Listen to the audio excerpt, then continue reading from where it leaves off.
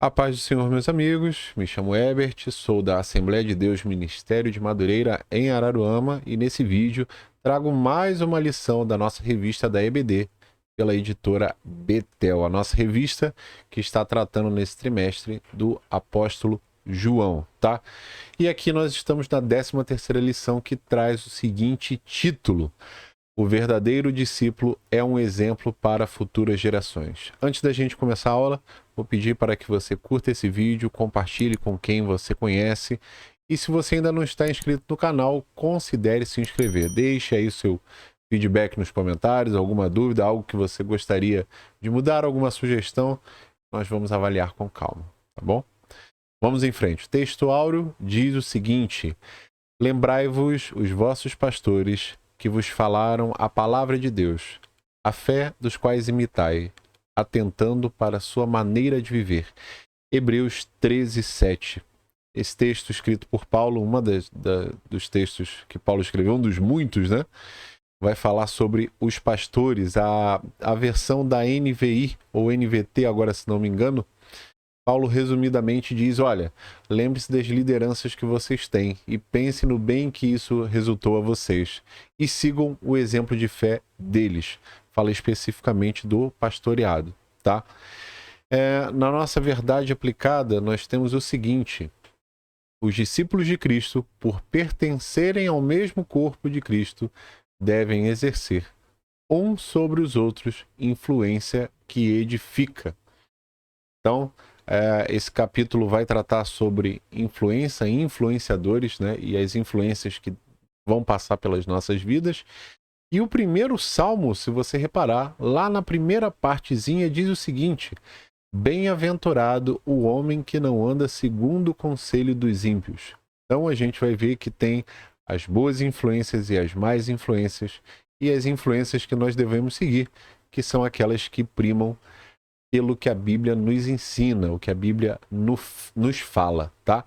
Essa influência do primeiro versículo do Salmo 1 diz que não é uma boa influência, essa é uma influência que não edifica. E quando ele fala de conselho dos ímpios, ele não está falando propriamente de um conselho de um descrente. Ele está falando de um conselho que não está pautado nas Escrituras. A gente vai ver vários descrentes que têm um conjunto de padrão ético e moral muito próximo do que a Bíblia apresenta. Mas quando ele fala ímpio, ele não está falando propriamente de pessoas que não acreditam em Deus, mas conselhos que não são bons para a nossa vida. Tá certo? Nós precisamos ser influenciadores e bons influenciadores. Aqui nos objetivos da lição diz o seguinte: mostrar o contraste entre o bom e o mau discípulo. Toda essa revista, ela tem falado sobre o verdadeiro discípulo. Então, se tem o verdadeiro, tem o falso, se tem o bom, tem o ruim também, tá? Ressaltar as características de um bom discípulo e expor a importância do legado.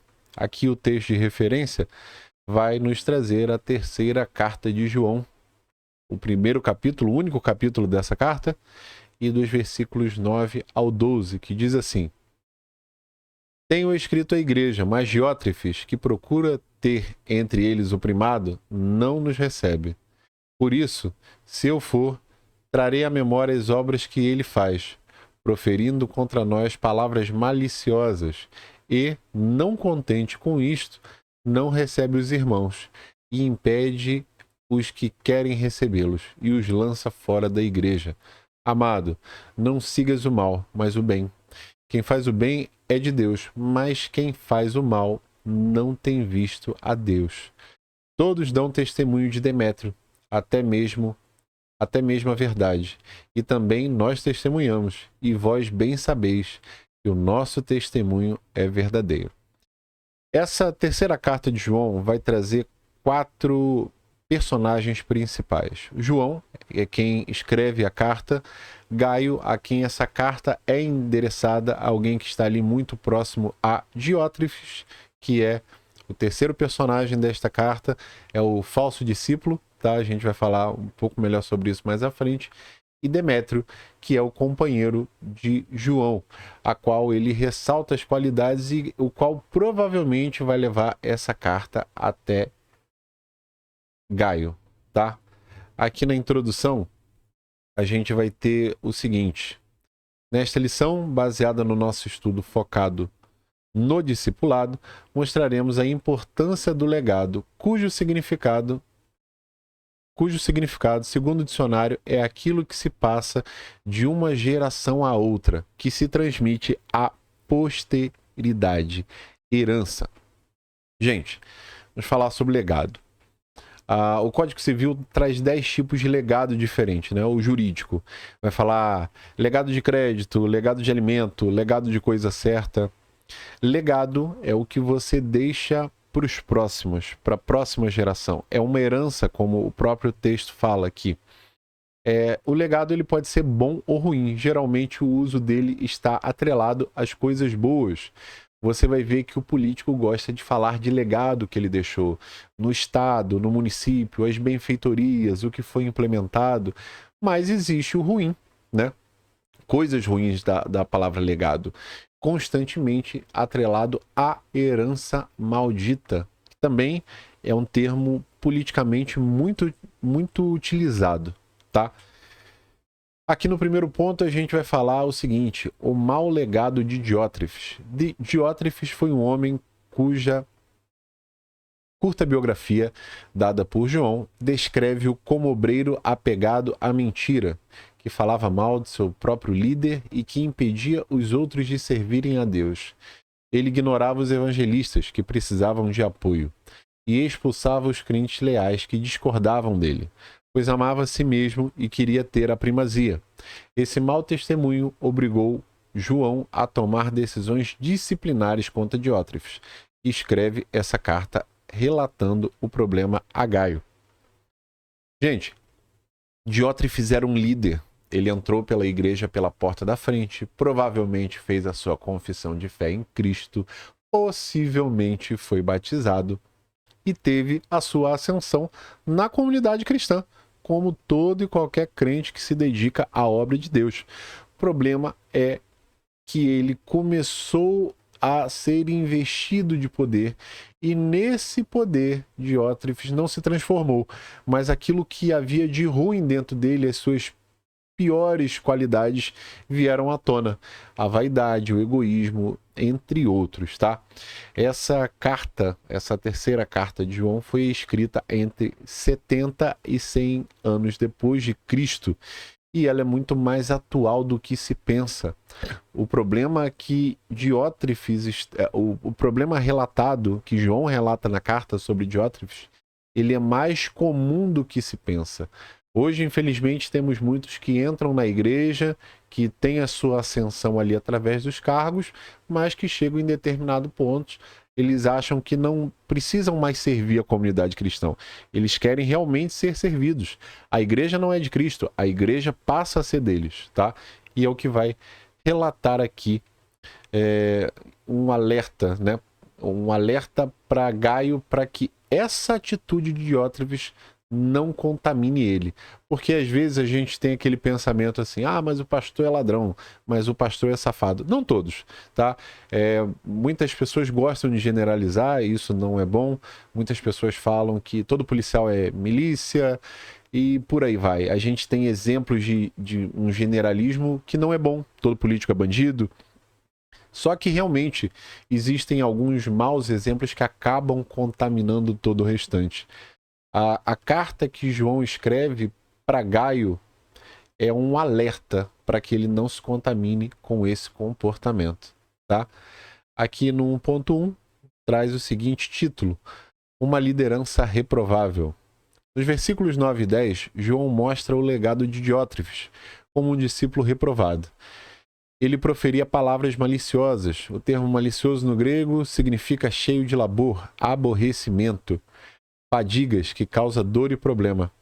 O fraco humilha os outros para se sentir forte. O fraco não cuida do rebanho, apenas cuida dos seus interesses pessoais e enfraquece as ovelhas. É fraco por ocultar pecados em vez de confessá-los. Diótrefes talvez fosse um fiscal de santidade. Não vivia aquilo que pregava, causava problemas com suas falas e não era um bom exemplo de liderança.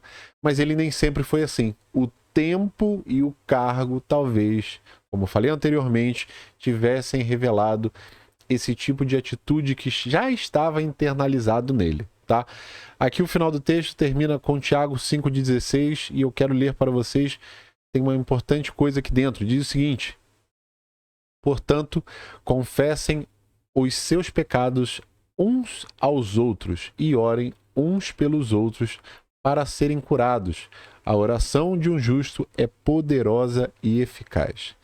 Gente, todo pecado que a gente tem, quando a gente verdadeiramente se arrepende, dobra nossos joelhos e pede perdão a Deus, Deus perdoa instantaneamente. Só que tem um problema. Tem alguns pecados que a gente não consegue vencer sozinho. E aí, Tiago 5,16 vai dizer o seguinte: confessem os seus pecados uns aos outros e orem para serem curados. Para serem curados desses pecados. Às vezes a gente só vai conseguir vencer um determinado pecado com a ajuda dos nossos irmãos, através de Cristo, mas com a ajuda dos nossos irmãos. Então, sempre quando você tiver um pecado que você não consegue vencer, você continua caindo nele constantemente, procure um irmão de sua confiança, confesse a ele, converse com ele e peça para que ele ore junto com você, para que um possa ajudar o outro a vencer esse pecado. Tá bom? Vamos ao 1.2, que diz o seguinte: um mau discípulo é hipócrita. Diótrefes era um hipócrita, um dissimulado e mentiroso, porque se escondia atrás das funções, fazendo-se de forte, sendo fraco. A hipocrisia é uma característica do religioso e foi exposta e repudiada por Jesus publicamente.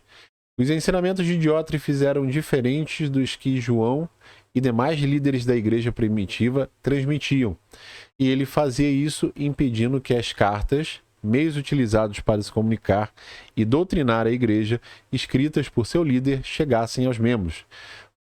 Por agir assim, era preciso uma ação para deter esta influência má sobre a igreja. Por isso, João expõe seu mau testemunho em sua terceira carta a Gaio. O hipócrita não é verdadeiro, mas fingido. Esse contraste era evidente em Diótrefes e outros dois discípulos cujo caráter foram destacados por João. O hipócrita sorri pela frente e apunhala pelas costas, com suas maledicências, como Diótrefes fazia. Ele pregava para os outros, mas nunca para si. Diótrefes era o clássico caso do bom pregador, do cara que tem uma exegese muito boa, que tem uma teologia muito boa, mas para pregação apenas. Ele não vivia aquilo que pregava.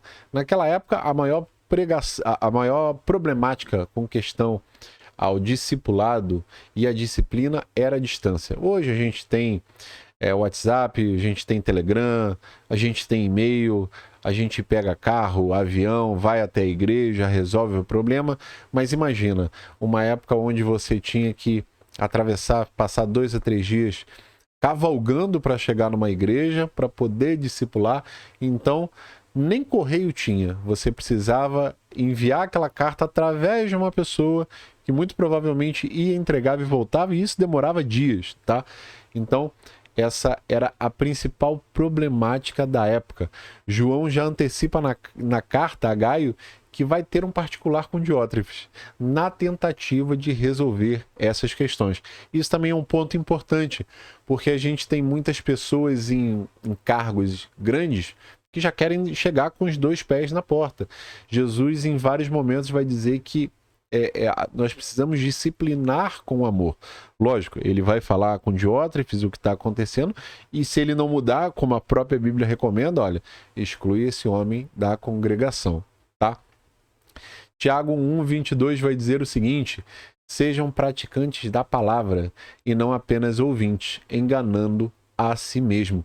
Diótrefes enganava a si mesmo para fugir da realidade. Nem os outros ele estava conseguindo mais enganar, tá? Porque já estava na cara dele que ele usava a igreja para seu benefício próprio. E também sabendo nós, né, da palavra, do que devemos fazer, e quando nós não fazemos, nos enganamos a nós mesmos, achando que está tudo bem. Mas na verdade não. Às vezes é difícil renunciar à nossa vontade. Mas é um dever do cristão, devemos fazer isso, tá? 1.3. Fora dos padrões bíblicos.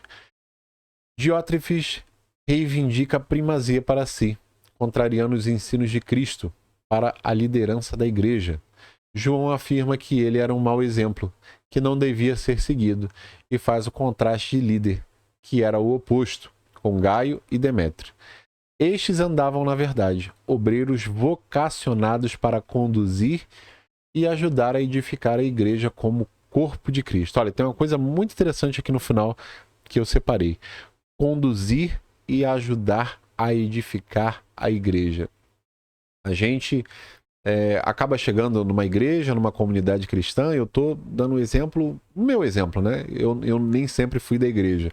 Mas a gente chega numa igreja, a gente aceita Cristo como Senhor e Salvador, a gente acaba se batizando e a gente precisa trabalhar dentro dessa comunidade para que o evangelho continue a ser ampliado, a ser levado a outras pessoas, mudando a nossa índole, né? O homem antigo, o homem mau, o homem antigo, e trazendo para aquela comunidade, trazendo para outras pessoas, através do nosso comportamento, uma mudança, a mudança que Cristo fez em nós. Então, como obreiros vocacionados, como diz o texto aqui, precisamos ajudar a conduzir e a edificar a igreja, tá?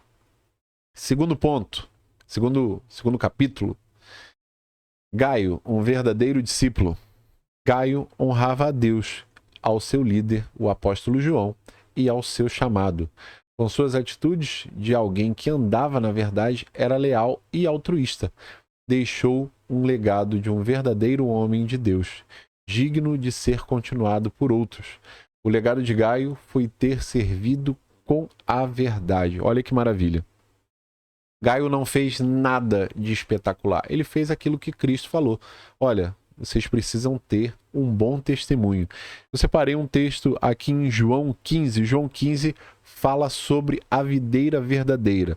Mas o texto que eu trago aqui diz o seguinte: todo ramo que estando em mim não dá fruto, ele corta, e todo aquele que dá fruto, ele poda, para que dê mais fruto ainda.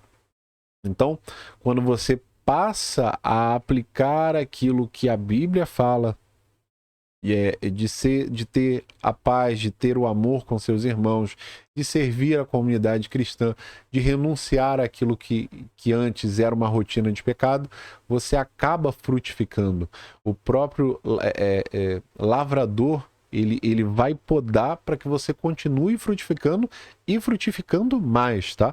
O legado foi uma aplicação dos ensinamentos que Cristo deixou.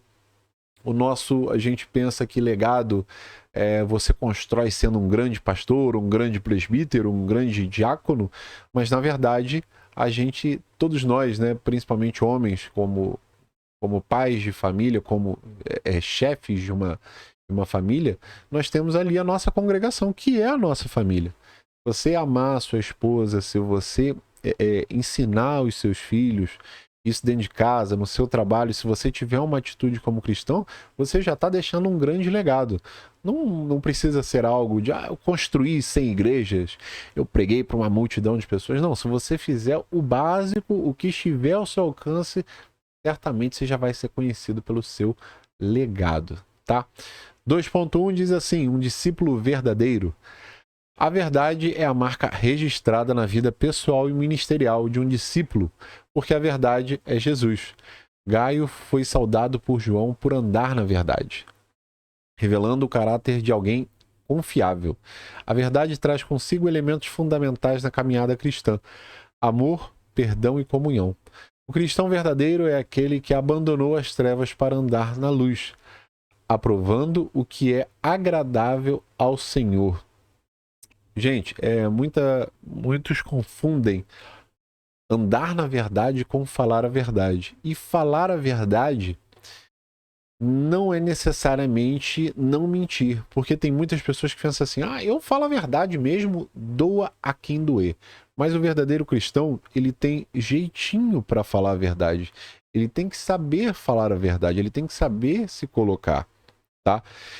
Reconhecer as dificuldades, limitações, tentar melhorar e, acima de tudo, saber que é servo. Isso é andar na verdade. É saber que não estamos acima de ninguém, lógico, por uma questão da vida, acabamos chegando ao cargo de chefia ou tendo outras pessoas abaixo da gente, mas sempre entendemos sabendo que somos servos de Deus, né? Reconhecemos que temos muito a melhorar, muito a crescer e muito a entregar ao reino de Deus.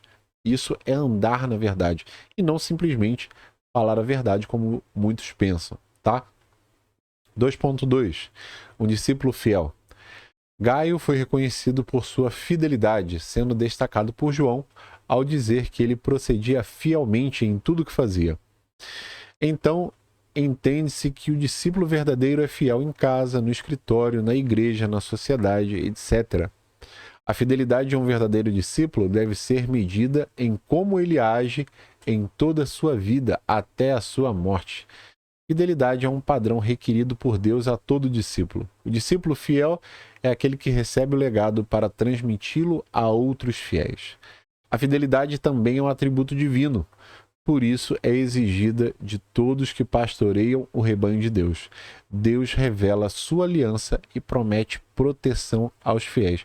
Olha que interessante, a fidelidade é um atributo divino, por isso é exigida de todos que pastoreiam o rebanho de Deus. Não só de Deus, a verdade ela é requerida de todos que se consideram seguidores de Cristo. Mas ele frisa aqui, pastoreiam o rebanho de Deus. Lá em Mateus 25, a gente vai encontrar a parábola dos talentos, que narra a história de um homem que, ao sair de viagem, chama seus servos e entrega a eles uma quantidade de talentos. Uns recebem mais do que outros, e ele fala que em algum momento lá ele vai voltar. Lá no versículo 16, a gente vê um servo que ganha 5 talentos. E saindo imediatamente, tão logo ele recebeu, para aplicar os talentos, ele dobra essa quantidade de talentos. Quando a gente recebe de Deus, a nossa atitude como servo é fazer a aplicação. Não guardar, não enterrar, não usar em benefício próprio, mas aplicar de maneira fiel. Se Deus te deu um talento, né? O texto fala de talento como moedas, mas vamos fazer uma breve analogia. Se Deus te deu um talento para cantar, cante, glorifique a Deus com o talento que Ele te deu. Se Ele te deu um talento para pregar, se você é bom com trazer uma exposição, aplique seu talento na obra de Deus, pregue para outras pessoas, pregue a tempo, fora de tempo, pregue na igreja, pregue no seu trabalho, pregue na sua casa, tá? A palavra diz que o servo dobrou a quantidade de talentos pela boa aplicação que ele fez. Ou seja, quando a gente faz o bom uso do talento que Deus nos confia, o padrão é que essa quantidade de talentos aumente, né? E a gente vai assim forjando aquele talento que Deus nos deu. O talento ele não vem pronto, né? A gente começa a pregar e com o tempo a gente vai melhorando, a gente começa a cantar e com o tempo a gente vai melhorando para entregar uma qualidade melhor daquilo que Deus nos confiou, tá? 2.3. Um discípulo altruísta. A hospitalidade de Gaio exibia seu coração acolhedor para os missionários que precisavam de um abrigo enquanto se locomoviam para cumprir o seu chamado. A igreja primitiva vivenciava oposição, desconfiança e limitações, e ao mesmo tempo um grande crescimento. Gaio não pensava apenas em sua comunidade local, mas em como as demais cidades poderiam receber o evangelho. Um discípulo altruísta está conectado ao propósito de Deus e às coisas eternas. O discípulo altruísta deixa um legado para quem convive e para quem nunca o conheceu. Assim mostra o seu amor a Deus e ao próximo. Legado não é somente o que se deixa para as pessoas, mas nas pessoas. A vida vai embora, mas o legado é imortal. Lá em Marcos 8, a gente tem a multiplicação dos pães e dos peixes. Eu quero ler com você 2 versículos, o versículo 2 e o versículo 3 de Marcos 8. Diz assim: Tenho compaixão desta multidão. Já faz 3 dias que eles estão comigo e nada têm para comer. se eu os mandar para casa com fome, vão desfalecer no caminho, porque alguns deles vieram de longe. Olha que interessante. Jesus está preocupado com como aquelas pessoas vão chegar em casa e se elas estão com fome. E certamente estavam, né? Se você continuar o texto, você vai ver que Jesus multiplica pães e peixes. A gente pensa que milagre é apenas curar uma doença de alguém, uma incapacidade, trazer alguém de volta à vida. Mas milagre está muito além disso. O primeiro milagre de Cristo foi transformar a água em vinho. E era um milagre. Ele estava preocupado com um vinho que acabou no casamento. Olha que interessante. Essa é a preocupação do Filho de Deus. Acabou o vinho no casamento. Eu preciso e vou fazer alguma coisa. Quando fala a questão de compaixão, Jesus estava despedindo as pessoas. Olha, eu vou mandar eles embora para casa, mas de bucho cheio, eles vão comer. E ali ele faz a multiplicação, tá? Terceiro ponto, Demétrio, um verdadeiro discípulo. João falou pouco sobre Demétrio, mas o que falou mostrou que ele tinha um bom testemunho, baseado tanto na palavra dos outros como em sua autenticidade cristã, confirmado por sua vida e ministério. João registra que a própria verdade dava testemunho dele. Nosso legado é o reflexo do que somos em vida. A nossa vida, ela é lida pelos nossos atos, pelas nossas ações, as nossas atitudes. E assim, de igual forma, relata João ao falar de Demétrio, que até a verdade dava testemunho dele. Esse é o ideal que nós devemos buscar. Outras pessoas vão relatar sobre a nossa vida com base em nossos atos, com base em nossas orientações. Lógico, muitos não vão gostar da forma que a gente se posiciona, mas a questão do amor para com o próximo, isso certamente vai ser relatado, tá? E esse é um ideal que nós devemos buscar. 3.1. Um discípulo inspirador. Demétrio gozava da confiança do seu líder, por isso, segundo estudiosos, ele foi portador desta carta a João. O nome Demétrio encerra essa breve carta com um bom testemunho descrito a Gaio, o destinatário dela. Demétrio era um discípulo inspirador, que andava na verdade. Ele era bem visto pelas pessoas e pela liderança, e isso o tornava um discípulo virtuoso. Quando um líder como João testifica sobre o ministério do seu liderado, significa que aquelas ações devem ser seguidas, pois mostram o amor a Deus e a sua obra. Demétrio realizava bem a sua missão e era conhecido por tudo o que fazia. Lembra quando a gente falou no começo sobre influência? Então, Demétrio era uma boa influência, era um bom influenciador em seu modo de viver. Influenciava as pessoas ao seu redor. Às vezes a gente acha que não tem ninguém olhando pra gente, que não somos vistos, mas tem muitas pessoas olhando as nossas atitudes e se elas condizem com o título ou com os princípios que a gente carrega. Nós precisamos ser influenciadores e bons influenciadores para o reino de Deus. 3.2. Um discípulo comprometido. Demétrio era comprometido com a obra e que estava em suas mãos, o que fazia ser reconhecido por todos. João diz que ele havia alcançado bom testemunho, mostrando que o verdadeiro discípulo deve buscar crescer no ministério.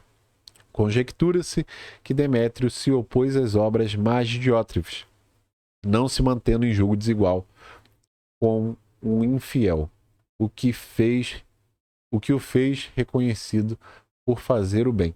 Uma vez eu vi o arqueólogo Rodrigo Silva falando que nós devemos nos submeter a todas as autoridades, quer você goste ou não. Mas a gente tem uma possibilidade de não se submeter.